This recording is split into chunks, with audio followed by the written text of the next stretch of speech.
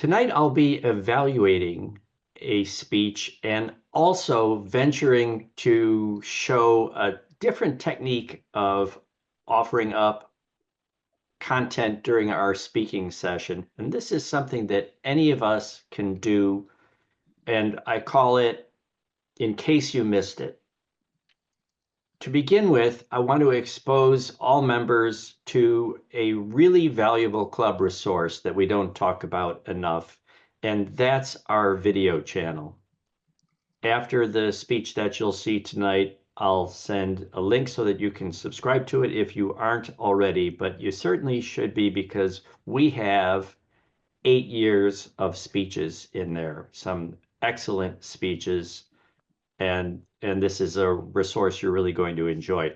Now, the concept of, in case you missed it, is that a potential speaker, actually more thinking like an evaluator, finds a speech from our video library that they are interested in, whether they loved it, hated it. In any case, they find it interesting and have something they want to say about it, perhaps as evaluator, and so they want to present it to the club. When we do that, we represent, we play the video, and it's as if that member or speaker is right there with us again, because in the online format, it feels very much the same. So tonight, you'll be listening to a speech by one of our really good public speakers over time and a former president of the club, Teagan Johnson. Teagan was an all-star who won most of the contests that she entered at the club level and competed, winning at times club, area, division, competing in district, and even at times finishing on the podium at district. So I'd like you all to listen with your usual good listening skills, and keep in mind how you would give feedback to Teagan during the typical 2-minute feedback period that we do. Send that feedback to me instead, and I'll use it to inform the evaluation that I will give about Teagan's speech during the evaluation section. So, in case you missed it, here is Teagan Johnson with her speech, Enough. I'm going to stop sharing and reshare because I realize I didn't do this setting to make sure that you can all hear this properly. Welcome, Teagan Johnson, with her speech, Enough.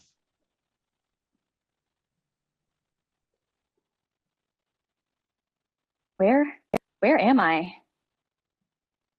I don't remember falling asleep. What's that beeping noise? The last thing I remember is I was getting out of my car, dressed in my cheerleading uniform, about to walk into the high school gymnasium. Oh no, I must be missing our big rival game. Why is it so bright in here? My eyes reluctantly focused on my mother's face staring down at me.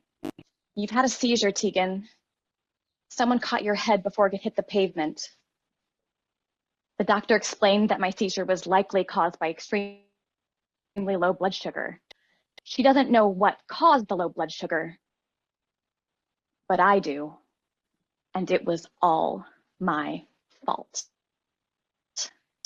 Earlier that night, at a group dinner with my cheerleading squad, I grabbed a big old plate of fettuccine Alfredo and sat off to the side by myself, chewing my food at such a pace that I was practically inhaling it.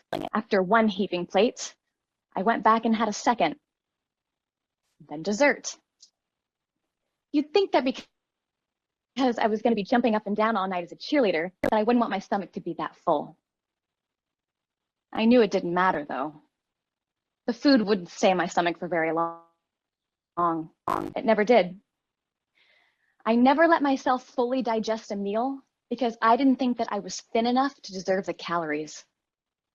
If I could just be thin enough, then I could let myself enjoy food, because then I'd be the person that I wanted to be, and then I would finally be worthy enough to let myself enjoy life.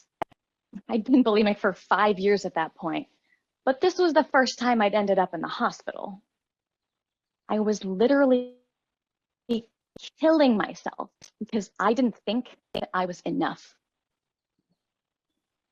Contest chair, fellow Toastmasters, I want you to think about that little voice in your head, the one that creates your inner monologue. What does it say to you?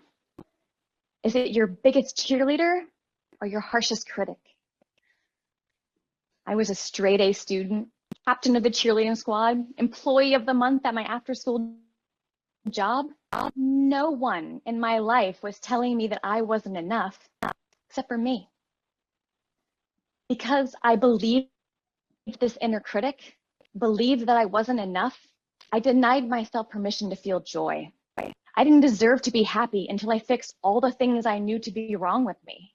I pushed people away, fearing that if they got too close, they would see all the ways that I was inadequate. Without joyful feelings or meaningful relationships, I perpetually felt depressed and alone. I wish I could tell you that that seizure was my wake-up call, but it wasn't. All I could think about was how I was going to be late to the big game. Oh, you bet that I crawled out of that hospital gown and right back into my cheerleading uniform. I made it just in time for the varsity game. And then, about 1 year later, I committed myself to an eating disorder clinic. Not to begin a journey of self-acceptance. No. I was there simply to address the binging and purging that I knew could actually kill me. It was during a group therapy session that I witnessed something that I will never forget. Kara, the most bubbly, upbeat, and outgoing girl of the group, was collapsed on the floor in a pile of tears, shuddering silently as she gripped her knees tightly to her chest. Her friend beside her translated. Kara's had her daily calories increased for the day, and she's having a really hard time with it. The therapist nodded knowingly and moved on.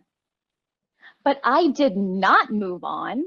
How could a mere 100 calories turn the most cheerful girl in the group into an unrecognizable lump of despair? How could her obsession with being thin enough completely eclipse her personality and ability to interact with the world around her? And then it hit me. That was how I had been living my life every day the last 6 years. I numbed my joy because I didn't think I deserved to experience happiness. I pushed people away, unwilling to let them into my life, lest they discover all the ways that I knew that I was not enough. And that was when I decided that enough is enough. I had to start standing up to my inner critic. I put my fingers in my ears when she would whisper that I didn't deserve happiness, and I began listening to my inner cheerleader instead. Wasn't easy. I found myself constantly slipping back into old thought patterns, but the continuous effort did pay off. By no longer preoccupying myself with shame, I began to experience joy to the fullest. By no longer obsessing over hiding my own inadequacies, I could be present with my friends and vulnerable in my relationships. What about you? When you think of the moments you're unhappy, how many of those moments come from you deciding that you are not where you should be, that you don't measure up when compared to someone else, that you are not enough? If you're looking for a way to experience more joy in your existence and more depth in your relationships, start by just telling yourself that you are enough. Once you start saying it, then you'll start believing it. And eventually, you will finally know that you are enough. I hope you enjoyed that despite the video quality. I'll make some remarks on that amongst many other things when I evaluate the speech that we just saw a bit later. And I'll kick it back to you, Charmaine.